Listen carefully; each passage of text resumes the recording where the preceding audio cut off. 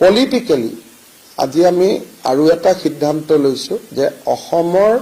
93টা সমষ্টি 93খন সভা জুলাই মাহত আমি অনুষ্ঠিত কৰি লোকসভাৰ নিৰ্বাচনত আমাৰ চৰকাৰক মোদী চৰকাৰ আৰু ৰাজ্য চৰকাৰক সমৰ্থন কৰাৰ বাবে আমি 93টা স্থানত 93খন সভাৰ জৰিয়তে আমি সেই সমষ্টিৰ ৰাইজক ধন্যবাদ দিয়াৰ বাবে আমি 93খন সভা অনুষ্ঠিত কৰাৰ বাবে আমি সিদ্ধান্ত লৈছো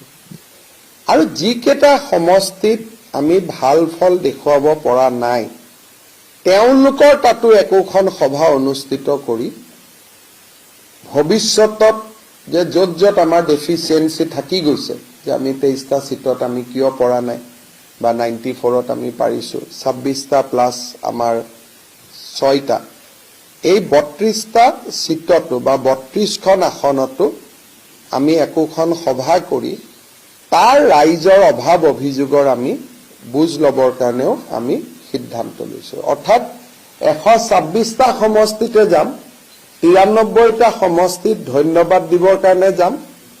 বাকি সমষ্টি কেইটাত যে ক'ত কি আমাৰ ডেফিচিট থাকি গ'ল